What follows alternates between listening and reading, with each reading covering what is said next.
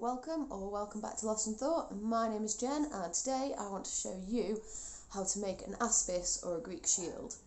Now, I need a Greek shield for September. I'm starting to teach Greeks then, and at first I was really daunted about this task. I was trying desperately hard to find an Aspis for sale online, but they were either out of my price range, or they were completely inauthentic or too small, not suitable for the purpose. So I thought I'd bite the bullet and try to make one myself. And honestly, if I can make it, then you can probably make one as well, because my skills with woodwork are really limited.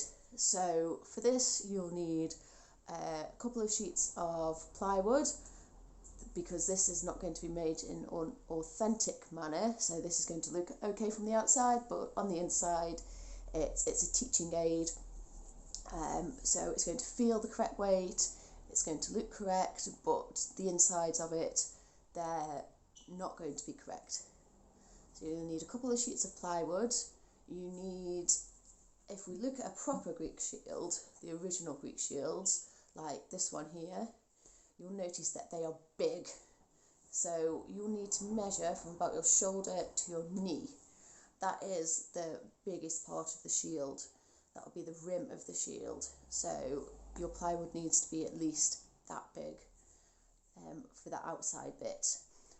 The other part of the shield that you'll notice on this picture here is that it's got a curve as well. It's domed. There's a good reason for that. I'll hopefully do a video soon just about the Aspis. And for this dome as well, we're going to layer up the plywood, and we're going to sand it to make this dome. It does take time. It is quite messy. You'll need at least a belt sander, perhaps a drill, and some patience, some time, and some PPE. So make sure whatever you're doing, you're wearing some goggles, some earmuffs or earplugs, and a dust mask as well, or you've got a dust filter on your equipment. Okay, so let's get cracking.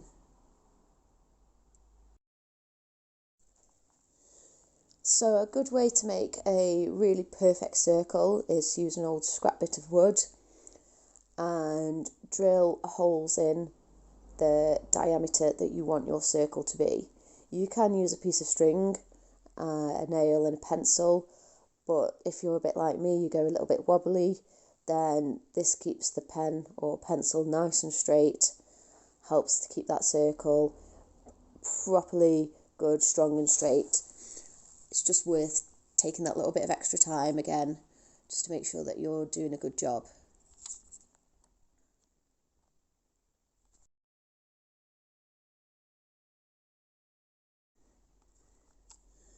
Now we're just going to take a jigsaw. You could use a hand saw, but it'll take much longer time. And just following that line very carefully, just cutting it out. Slowly, steadily. It's taking our time, and we'll get there.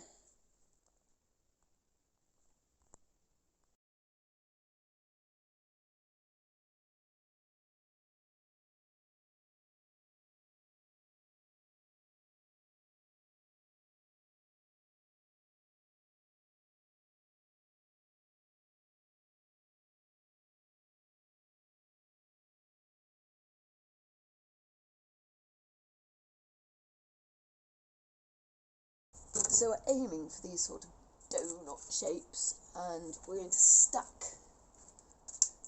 them on top of each other, like so.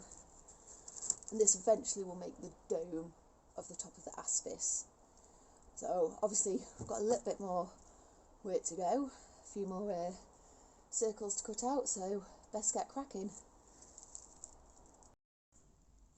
Once all the concentric circles are cut out, they need gluing together. Now I've used some wood glue, but a really good quality PVA, something similar, will also be sufficient for this task.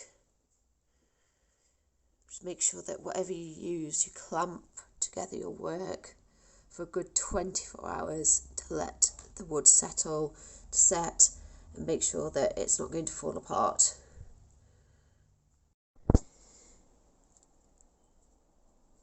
Now these edges, they're quite sharp and they're quite good at tearing up the rolls of sandpaper, so I really recommend just spending 5-10 minutes with a hand planer, just taking off the very edges,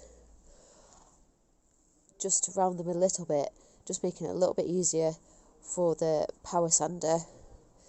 That way you use a lot less of the sandpaper, makes it a lot easier in the end run. Just 5-10 minutes, just give it a little.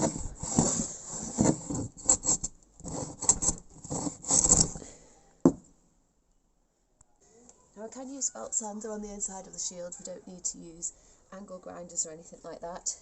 Good thing about the belt sander is it's got this short edge here, and this short edge is what we're going to use to take off the sharpest edge first, because that's what's going to tear up your paper more than anything. It's just worth taking a little bit of time yet again, just going backwards.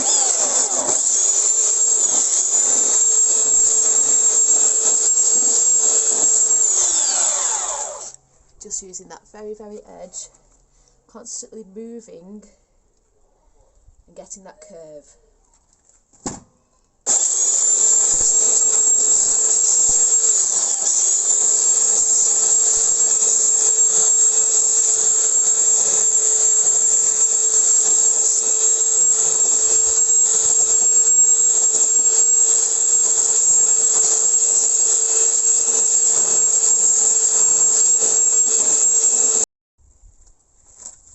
Again with the top, because we've taken the time just to knock off the really sharp edges with the hand plane, it's going to be easier on the sandpaper. Now I really recommend that whatever tool you use, I'm using this belt sander. Obviously you get the lowest grip possible. This is 40, but I believe you can get as low as 30, but this was what was available in the shops. And again, what you want to be doing is making continuous motion backwards and forwards, and also side to side.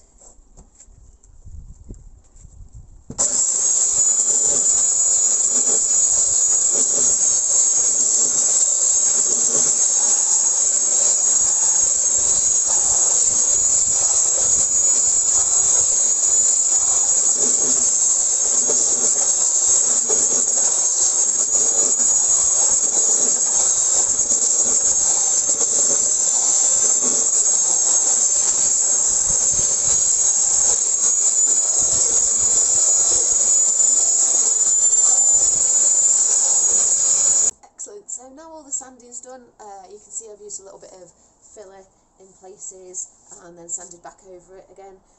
We're going to pop some fabric on the inside and the outside. This gives us a few things. One, it covers up the wood, it gives us a good surface for painting, it just ties everything nicely and neat together. All I'm going to use to glue the fabric onto the wood is just some bog standard builder's PVA.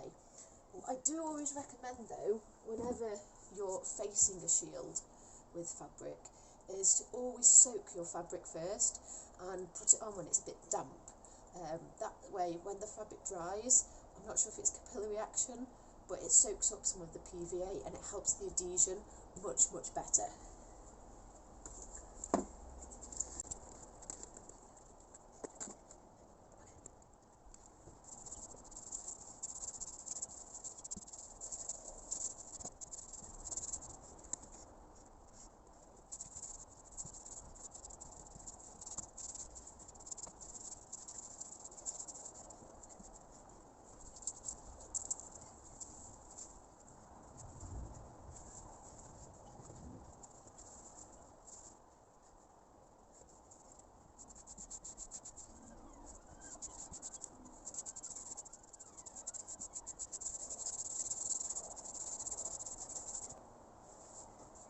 There we go, and then going over it just with the brush again to make sure that there's no wrinkles. It's all nice, neat, tidy, and just going to leave it to dry now.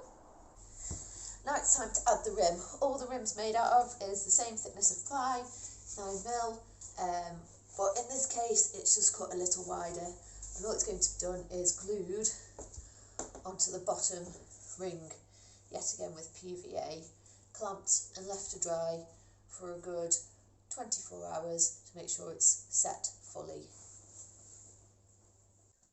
So here it is, the glue's set.